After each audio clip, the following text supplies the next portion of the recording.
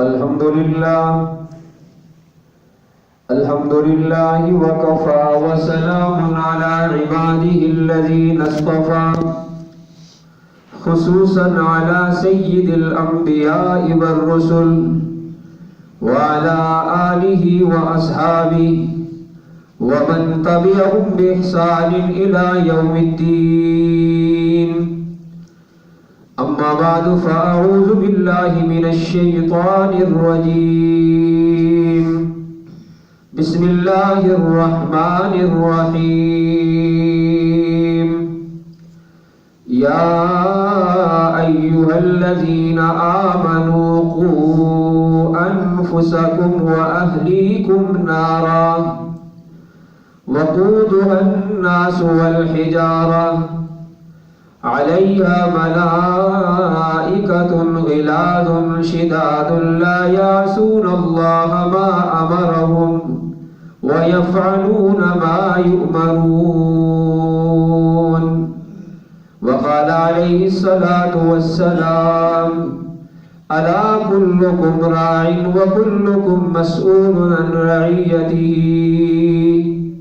أو كما قال عليه الصلاة والسلام: آمنت بالله صدق الله مولانا العظيم وصدق رسوله النبي الكريم ونحن على ذلك من الشاهدين والشاكرين والحمد لله رب العالمين. سبحانك لا علم لنا إلا ما علمتنا إنك أنت العليم الحكيم. اللهم صل على سيدنا ومولانا محمد وعلى آل سيدنا ومولانا محمد أفضل صلواتك بعدد معلوماتك وبارك وسلم وصل عليه.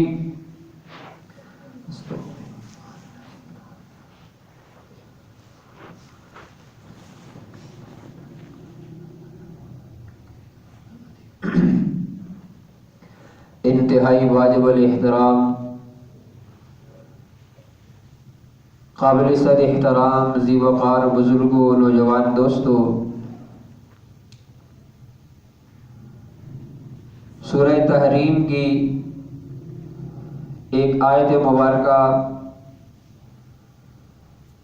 اور نبی کریم صلی اللہ علیہ وسلم کے ارشادات عالیہ میں سے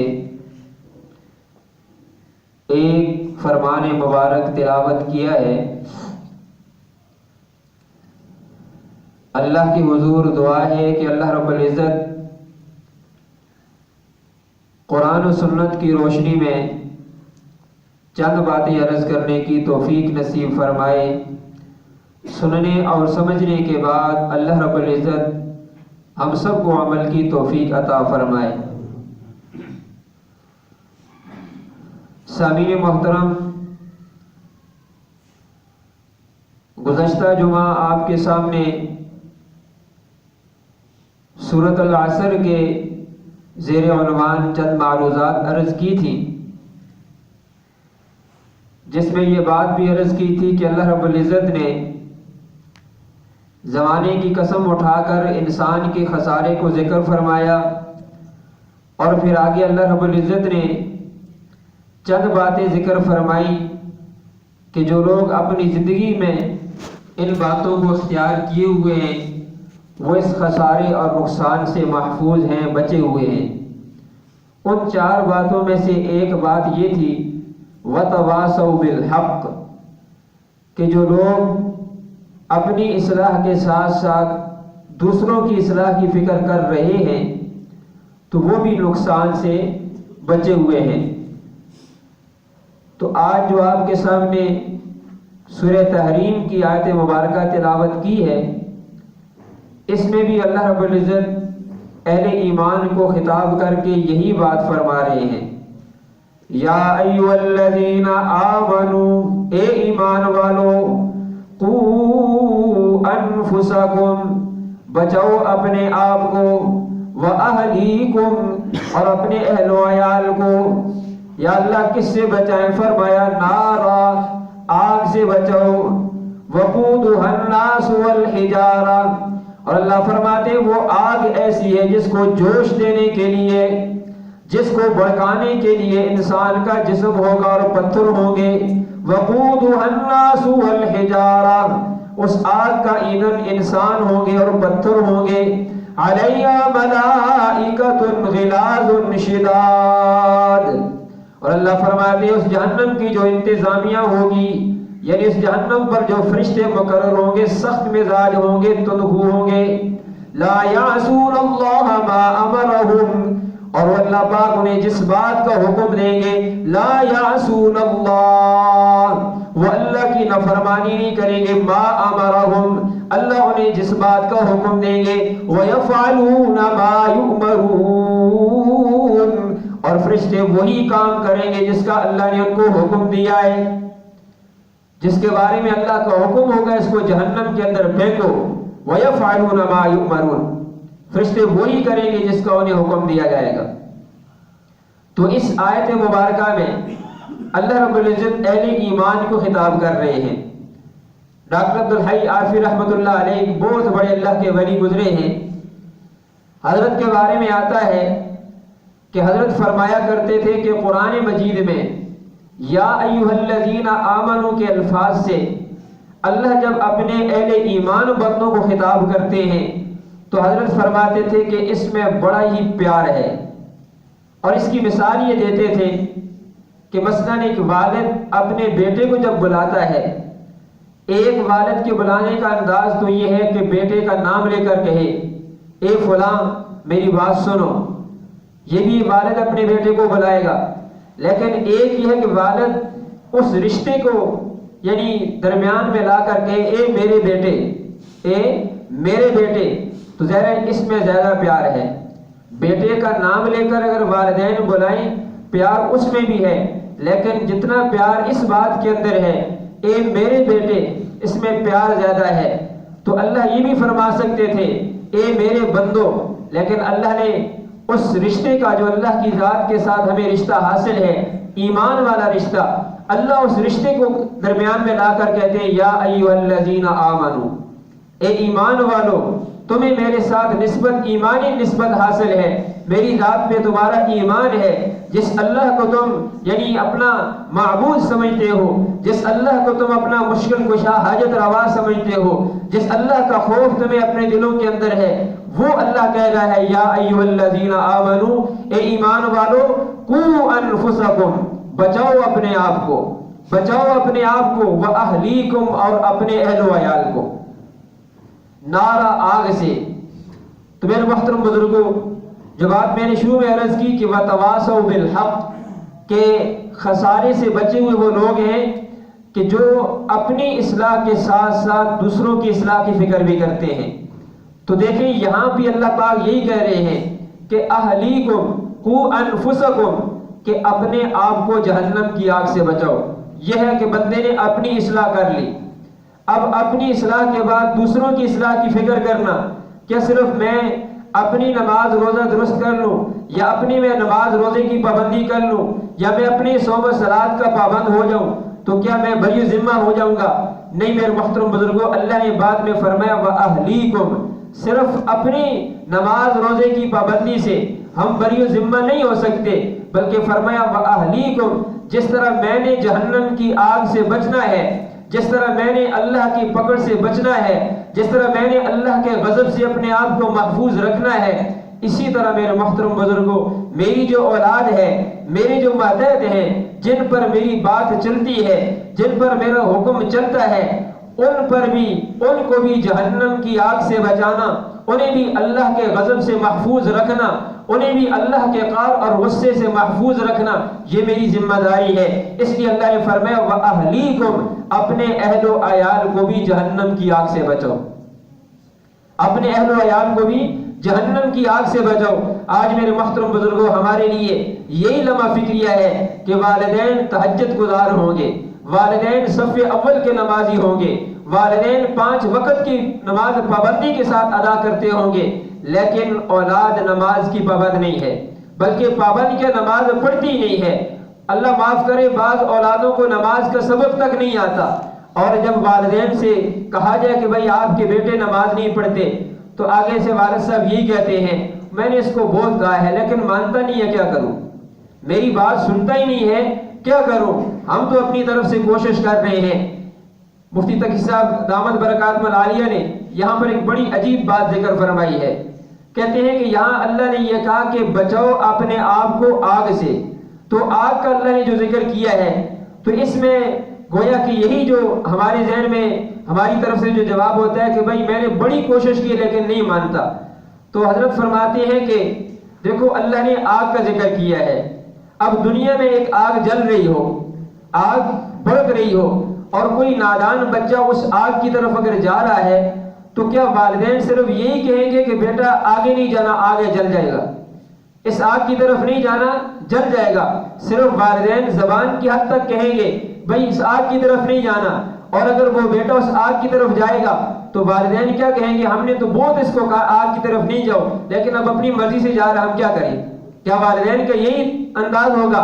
والدین تو جان کی بازی لگا دیں گے کہ بھائی میرا بیٹا آگ کی طرف جا رہا ہے، یہ نادان ہے، بے وقوف ہے، اس کو پتہ نہیں، اس آگ میں جب انسان جاتا ہے تو جل جاتا ہے، فوراً اس کی طرف جائیں گے، اس کو روکیں گے۔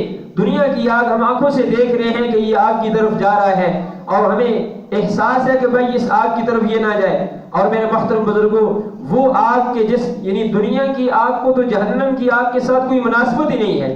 جس طرح کہتے ہیں نا کہ ایک طرف سمندر ایک طرف قطرہ ہو، اب قطرے کو سمندر کے ساتھ کیا نسبت ہے؟ قطرے کو سمندر کے ساتھ کیا نسبت ہے؟ یہی مثال ہے میرے محترم بزرگوں، دنیا کی آگ جہنم کی آگ کے مقابلے میں ایک قطرہ ہے، دنیا کی آگ جہنم کی آگ کے مقابلے میں ایک قطرہ ہے۔ اس قطرے سے بچانے کے لیے والدین جان کی بازی لگا دیں گے کہ بھائی یہ میرا بیٹا آگ میں نہ جل جائے، اور جو آگ سمندر کی مانند ہے، اور جس جہنم کی حالت یہ ہے، حدیث میں آتا ہے اللہ ہم سب کی حفاظت فرمائے، اللہ ہم سب کو جہنم سے محفوظ رکھے۔ اللہ کی قسم حدیث میں آتا ہے نبی علیہ السلام تشریف فرما ہے، صحابہ کرام بیٹھے ہوئے ہیں، اچانک ایک آواز آئی، آواز اس طرح کی تھی کہ جس طرح کوئی اوپر سے وزنی چیز نیچے گرتی ہے ایک آواز پیدا ہوتی ہے، اس طرح کی آواز آئی۔ تو نبی علیہ السلام نے صحابہ سے پوچھا کہ یہ کیسی آواز ہے، یہ آواز کیسی آئی آپ کو؟ تو صحابہ نے کہا ہمیں تو پتہ نہیں یا رسول اللہ یہ کیسی آواز ہے۔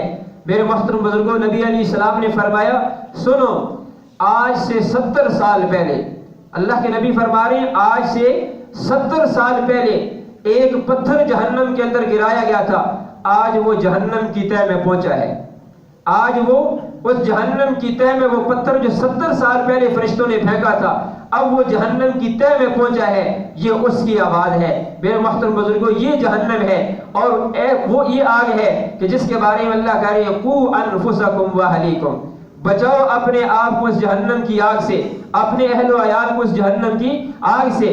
تو ایسی جہنم اللہ نے گناہگاروں کے لیے تیار کی ہے۔ اور گزشتہ جمعے میں نے یہ بات عرض کی تھی، ہم کہتے ہیں ہم نے کلمہ پڑھ لیا ہے سیدھے جنت میں جائیں گے۔ میرے محترم بزرگوں، صرف کلمے سے ٹھیک ہے، خلود فی النار سے کلمہ انسان کو بچائے گا، خلود فی النار سے یعنی ہمیشہ جہنم میں جلنے سے کلمہ انسان کو، مومن کو بچائے گا۔ اگر کوئی مومن گناہوں کی وجہ سے جہنم کے اندر جاتا ہے لیکن وہ مومن ہے، کلمہ گو ہے، وہ ہمیشہ جہنم کے اندر نہیں جلے گا۔ جس طرح کافر خالدین فیہا ابدا، کافر کے متعلق اللہ نے کہا کفار جو ہے وہ ہمیشہ جہنم کے اندر جلیں گے، اور ایمان والے خالدین فیہا ابدا، ہمیشہ جنت کے اندر رہیں گے۔ ٹھیک ہے، خلود فی النار، ہمیشہ جہنم کے اندر جلنے سے کلمہ مومن کو بچائے گا۔ لیکن میں یہ عرض کر رہا ہوں کہ صرف کلمہ پڑھنے سے بندہ کہے کہ میں سیدھا جنت میں جاؤں گا، میں جہنم میں نہیں جاؤں گا، اگر ایسے ہوتا تو پھر یہاں اللہ ایمان والوں کو خطاب نہ کرتے۔ اگر صرف کلمہ پڑھنے سے ہم جنت میں جاتے، صرف کلمہ پڑھنے سے جہنم سے بچ جاتے، تو اللہ پھر یہ نہ کہتے یا ایھا الذین آمنوا قوا انفسکم واہلیکم نارا، اللہ یہ نہ کہتے کہ ایمان والوں بچاؤ اپنے آپ کو جہنم کی آگ سے، تو ایمان والوں سے کہہ رہے ہیں نا، اللہ یہ تو نہیں کہہ رہے یا ایھا الذین کفروا قوا انفسکم واہلیکم نارا، اے کافروں بچاؤ اپنے آپ کو جہنم کی آگ سے، اپنے اہل و عیال کو جہنم کی آگ سے۔ اللہ ایمان والوں کو کہہ رہے ہیں یا ایھا الذین آمنوا، اے ایمان والوں بچاؤ اپنے آپ کو جہنم کی آگ سے۔ تو یہ بات واضح ہو گئی کہ کلمہ پڑھنے کے بعد بھی بندہ جہنم میں جا سکتا ہے۔ اللہ حفاظت فرمائے، ہم دعا کرتے ہیں، لیکن میرے محترم بزرگوں وہی بات ہے کہ دنیا کے کام صرف ہم دعا سے نہیں کرتے۔ دنیا کے کام کیا اگر بندے کی معاشی حالت خراب ہے، نوکری نہیں مل رہی، تو وہی کیا کہتا ہے کہ بس دعا کرتے ہیں اللہ پاک مجھے رزق دے گا؟ صرف دعا کرتے ہیں یا ساتھ ساتھ محنت بھی کرتے ہیں، ساتھ ساتھ کوشش بھی کرتے ہیں، سفارشیں بھی کراتے ہیں کہ بھائی میرے حالات بڑے خراب ہیں، میری معیشت خراب ہے اور بے روزگاری ہے؟ بندہ صرف دعا نہیں کرتا بلکہ دعا کے ساتھ ساتھ دوا بھی کرتے ہیں، سفارشیں بھی کراتے ہیں، رشوت بھی دیتے ہیں، ہر جائز ناجائز حربہ استعمال کرتے ہیں دنیا کے کاموں کے لیے۔ لیکن بات جب آخرت کی آتی ہے بس یہ دعا کرو اللہ پاک توفیق دے، دعا کرو اللہ پاک توفیق دے۔ میرے محترم بزرگوں کیا فرشتے کان سے پکڑ کر مسجد میں لائیں گے؟ فرشتے کان سے پکڑ کر توفیق کیسے ملتی ہے؟ کیا جبرائیل علیہ السلام آ کر بتائیں گے کہ بھائی اللہ نے آپ کو توفیق دے دی ہے؟ دنیا کے کاموں کے لیے ہم یہ نہیں کہتے جب اللہ نے توفیق دی میں دکان کھولوں گا، جب اللہ نے توفیق دی میں فیکٹری جاؤں گا۔ وہاں تو ٹائم سے پہلے صبح نماز نہیں پڑھیں گے لیکن دکان کھولیں گے، نماز نہیں پڑھیں گے لیکن ڈیوٹی پہ جائیں گے۔ وہاں یہ نہیں ہوتا کہ جب توفیق ملے گی یہ کام کریں گے، وہاں بندہ حرکت کرتا ہے اور کہتے ہیں حرکت میں برکت ہے۔ میرے محترم بزرگوں اسی طرح آخرت کے حوالے سے بھی حرکت میں برکت ہے۔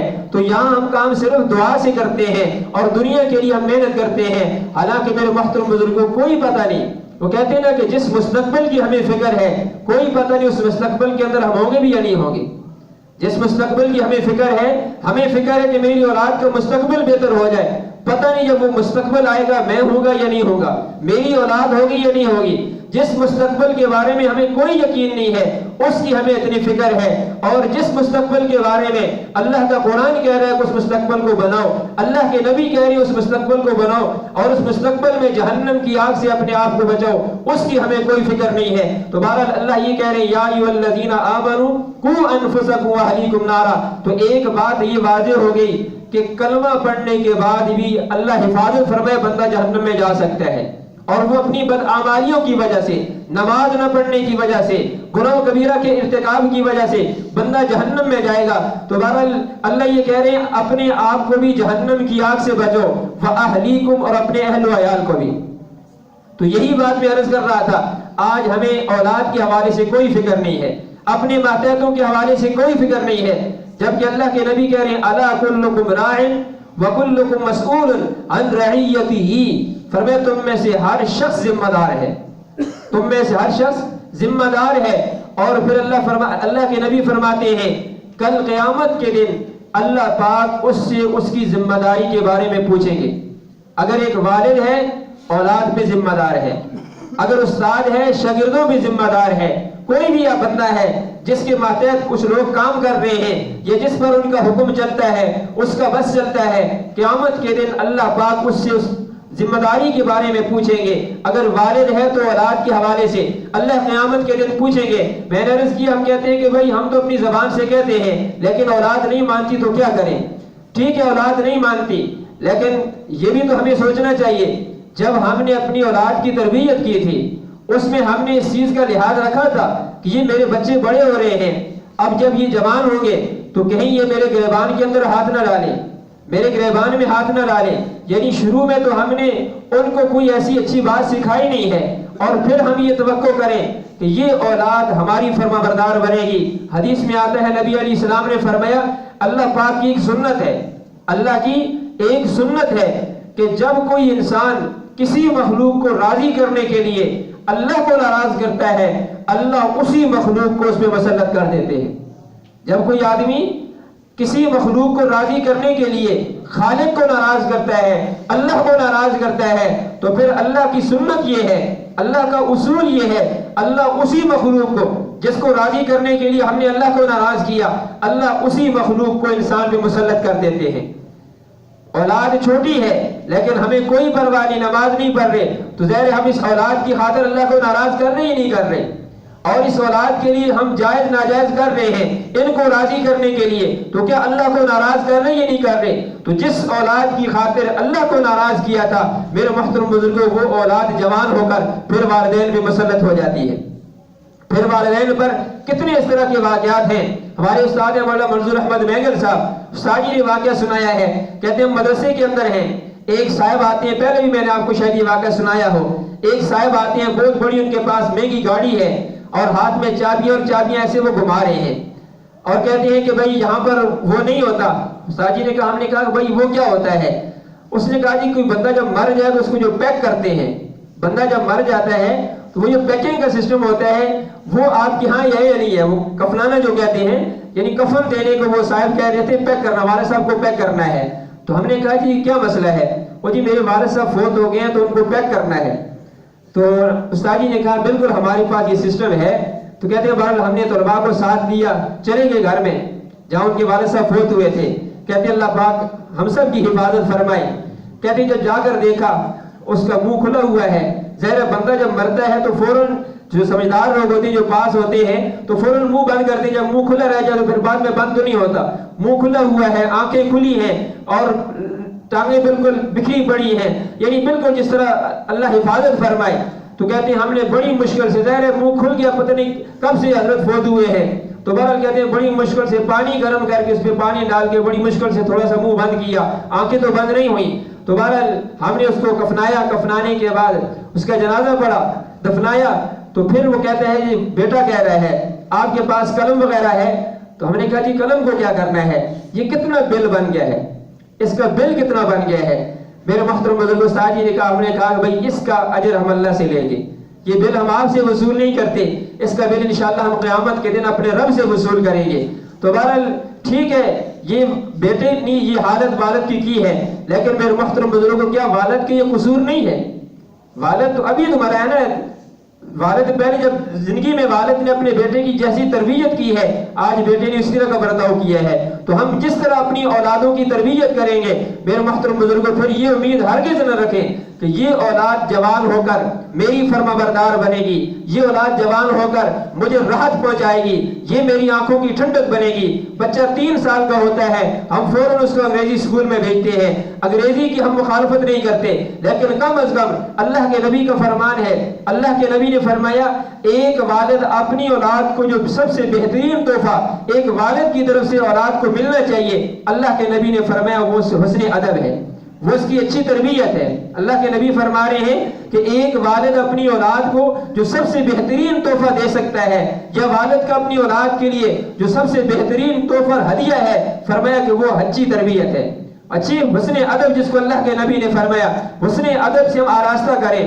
بچوں کو دین کی تعلیم سے آراستہ کریں، اپنی اولاد کی آخرت کی فکر کریں، پھر ہم امید کریں کہ انشاءاللہ یہ اولاد ہماری آنکھوں کی ٹھنڈک بنے گی۔ ہم شروع دن سے اپنی اولاد کو نافرمانی والی نہیں، اور آج ہم کہتے ہیں کہ بھائی ہماری اولاد کا مستقبل بن جائے۔ ہم نے یہ سوچا ہوا ہے اگر یہ انگریزی تعلیم حاصل کرے گا اور اگر یہ اچھی سے اچھی ڈگری ان کے پاس آ جائے گی اور اس کا مستقبل بن جائے گا، میرے محترم بزرگوں ہم مسلمان ہیں، ہمارا ایمان اللہ کی ذات پہ ہونا چاہیے۔ اللہ کے نبی نے فرمایا لن تموت نفس حتی تستکمل رزقها، کوئی آدمی اس وقت تک مر ہی نہیں سکتا جب تک اپنے مقدر کا رزق کھا نہ لے، جب تک اپنے مقدر کا رزق کھا نہ لے۔ ہم یہ ذہن سے بات نکال لیں اگر میری اولاد انگریزی پڑھے گی انہیں رزق ملے گا۔ میرے محترم بزرگوں دنیا کے اندر اللہ رزق کافروں کو بھی دیتا ہے، وہ صرف انگریزی والوں کو نہیں دے رہا۔ دنیا میں کہتے ہیں نا کہ دنیا میں اللہ کا جو دسترخوان ہے وہ ایسا عام ہے کہ فرمانبردار بھی کھا رہے ہیں، نافرمان بھی کھا رہے ہیں، فرمانبردار بھی کھا رہے ہیں، نافرمان بھی کھا رہے ہیں۔ کل کا ہم جو مغرب کے بعد درس ہوتا ہے اس میں یہی اللہ پاک کا اشارہ ہے کہ کل من حرم زینت اللہ التی اخرج لعباده والطیبات من الرزق قل ہی للذین آمنوا فی الحیات الدنیا خالصۃ یوم القیامہ۔ اللہ کہتے ہیں کہ قل من حرم زینت اللہ التی اخرج لعباده والطیبات من الرزق قل ہی للذین آمنوا فی الحیات الدنیا، یعنی دنیا کی جو نعمتیں ہیں اور دنیا کا جو لباس ہے یا کھانے کی جو پاکیزہ چیزیں ہیں، اللہ فرماتے ہیں کہ یہ خالص ایمان والوں کے لیے ہے، خالص ایمان والوں کے لیے ہے۔ ہاں دنیا میں اگر کافروں کو اللہ کی نعمتیں مل رہی ہیں تو یہ ایمان والوں کی برکت سے کافر بھی مزے کر رہے ہیں۔ اور پھر فرمایا خالصۃ یوم القیامہ کہ دنیا میں اللہ کی نعمتیں کافروں کو بھی ملیں گی، ایمان والوں کو بھی ملیں گی، لیکن فرمایا خالصۃ یوم القیامہ، قیامت کے دن یہ نعمتیں خالص ایمان والوں کے لیے ہوگی۔ قیامت میں یہ نعمت خالص ایمان والوں کے لیے ہوگی۔ تو بہرحال دنیا میں رزق کی ذمہ داری اللہ نے اپنے ساتھ لی ہے، کسی ڈگری پر اللہ نے نہیں چھوڑی، کسی تعلیم پر اللہ نے نہیں چھوڑی۔ ہاں اسباب اختیار کرنے چاہیے، ڈگری اختیار کرنے ایک سبب اختیار کر رہے ہیں، لیکن میرے محترم بزرگوں اسباب اختیار کرنے کے اندر اس بات کا لحاظ ہم نے ضرور کرنا ہے کہ بھئی یہ جو سبب میں اختیار کر رہا ہوں اس کو اختیار کر کے میں اللہ کو ناراض تو نہیں کر رہا، اس کو اختیار کر کے اللہ کو ناراض تو نہیں کرتا۔ تو کیا خیال ہے اللہ کو ناراض کر کے بندہ جب اپنی معیشت درست کرنے کے لیے، اپنی اولاد کا مستقبل بنانے کے لیے اسباب اختیار کرے گا، کیا اس کا مستقبل بنے گا یا بگڑے گا؟ اللہ تعالیٰ جب ناراض ہوں گے تو مستقبل بگڑے گا، اللہ ناراض ہوں گے مستقبل تباہ ہوگا۔ اس لیے سب سے پہلے یہ ضرورت ہے کہ ہم اپنی اولاد کی تربیت کریں، ہم اپنی اولاد کی اصلاح کریں، اور پھر ہم امید رکھیں کہ انشاءاللہ یہ میری اولاد میری فرمانبردار ہوگی، یہ میری اولاد میری آنکھوں کی ٹھنڈک بنے گی۔ قرآن کے اندر اللہ نے ایمان والوں کی صفات میں سے ایک صفت یہ بھی ذکر کی ہے، اللہ سے دعا کرتے ہیں ربنا هب لنا من ازواجنا وذرياتنا قرة اعین، یا اللہ ہماری بیویوں کی طرف سے، ہماری اولادوں کی طرف سے یا اللہ ہماری آنکھوں کو ٹھنڈا کر، ہمیں ٹھنڈک نصیب فرما۔ میرے محترم بزرگوں اس دعا کے ساتھ ساتھ ہم دعا کریں، اپنی اولاد کی ایسی تربیت کریں۔ حضرت مفتی صاحب کہتے ہیں، مفتی تقی صاحب کہتے ہیں ہمارے ایک صاحب جاننے والے تھے، وہ ہمارے پاس آئے اور آ کر ان کا بیٹا ماشاءاللہ اس نے جسے کہتے ہیں نا کہ باہر یونیورسٹیوں میں پڑھا اور بڑی اس کو اچھی ملازمت مل گئی، تو کہتے ہیں میں نے ان سے کہا کہ آپ کے بیٹے کا کیا حال ہے، کیونکہ ہمارے کہتے ہیں وہ تعلق والے تھے تو میں اس کے بیٹے کو جانتا تھا۔ تو حضرت فرماتے ہیں جب میں نے اسے پوچھا تو بڑا خوش ہوا۔ ظاہر ہے جب انسان کی اولاد کے حوالے سے بندہ کوئی سوال کرے اور اولاد کو چاہے دنیا کے اعتبار سے کوئی ترقی ملی ہے یا دین کے اعتبار سے ترقی ملی ہے تو والدین کو خوشی ہوتی ہے۔ کہتے ہیں اس نے خوشی کے عالم میں کہا کہ اللہ کا بڑا شکر ہے، بڑا اس کا ایک مقام بن گیا ہے، بڑی اچھی ملازمت اور اس کی اچھی سیلری جو ہے لگ گئی ہے۔ تو اور پھر وہ والد کہتا ہے بس حضرت تھوڑا سا مسئلہ ہے، بچہ تھوڑا سا بے دین ہو گیا ہے، تھوڑی سی پرابلم ہے، بچہ تھوڑا سا بے دین ہو گیا ہے۔ تو مفتی شفیع صاحب رحمۃ اللہ علیہ ایک لطیفہ سناتے تھے، کہتے ہیں کسی آدمی کا اچانک انتقال ہو گیا، اچانک اس کی یعنی اس کو بیمار ہوا، گرا اور اس کی روح نکل گئی۔ اب لوگ اس کو زندہ سمجھ رہے ہیں، اس کو اٹھا کر ڈاکٹر کے پاس لے گئے۔ کئی بار اس طرح ہمارے بھی مشاہدے میں آیا ہے، اچانک جب بندہ فوت ہوتا ہے تو بندے کو یقین ہی نہیں آتا کہ یہ بندہ مار گیا، کہتے ہیں ڈاکٹر کے پاس لے کر جاؤ، ہو سکتا ہے یہ ویسے اس کی حرکت بند ہو گئی ہے۔ تو کہتے ہیں اس کو اٹھا کر ڈاکٹر کے پاس لے گئے، ڈاکٹر نے چیک اپ کیا اور ڈاکٹر نے کہا کہ بندہ بالکل ٹھیک ہے، اس کے ہاتھ پاؤں ٹھیک ہے، سب کچھ ٹھیک ہے، لیکن تھوڑا سا مسئلہ اس کے اندر سے روح نکل گئی ہے۔ باقی یہ بندہ بالکل ٹھیک ہے، تھوڑا سا مسئلہ اس کے اندر سے روح نکل گئی ہے۔ تو ظاہر جب روح نکل رہی ہے تو اس ہاتھ کا ان پاؤں کا کیا فائدہ؟ تو اس نے بھی کہا باقی تو میرا بیٹا بڑا اچھا ہے، بڑا اس کا مقام بن گیا ہے، لیکن تھوڑا سا مسئلہ ہے وہ بے دین ہو گیا ہے۔ یعنی بے دینی کو میرے محترم بزرگوں معذرت کے ساتھ ہم معمولی سمجھ رہے ہیں، حالانکہ میرے محترم بزرگوں یہ معمولی نہیں ہے، یہ خسرت دنیا والآخرہ۔ اگر بے دین انسان ہے اس کی دنیا بھی تباہ ہے، اس کی آخرت بھی تباہ ہے۔ وہ یہ تھوڑا سا مسئلہ نہیں ہے۔ دیکھیں انبیاء اپنی اولادوں کے ساتھ کتنی محبت کرتے ہیں، اولاد کے ساتھ محبت یہ انسان کی فطرتی کمزوری ہے، اولاد کے ساتھ محبت یہ انسان کی فطرتی کمزوری ہے۔ انبیاء بھی اولاد کے حوالے سے اللہ کی ذات سے وہ مانگتے تھے اور اولاد ان کے بھی اچھی لگتی تھی، لیکن فکر انہیں کس بات کی تھی کہ ہمارے دنیا سے چلے جانے کے بعد ہماری اولاد کیا آخرت برباد نہ ہو۔ انبیاء کو یہ فکر، نیک لوگوں کو اس بات کی فکر ہوتی ہے اگر میں مر گیا تو پیچھے میری اولاد کی آخرت خراب نہ ہو جائے۔ دنیا تو اللہ پاک نے انسان کو دنیا میں بھیجا ہے، تو میں نے آپ کے سامنے حدیث پڑھی ہے کہ اللہ کے نبی کہہ رہے ہیں اس انسان وہ آدمی اس وقت تک مر نہیں سکتا جب تک اپنے مقدر کا رزق نہ کھا لے۔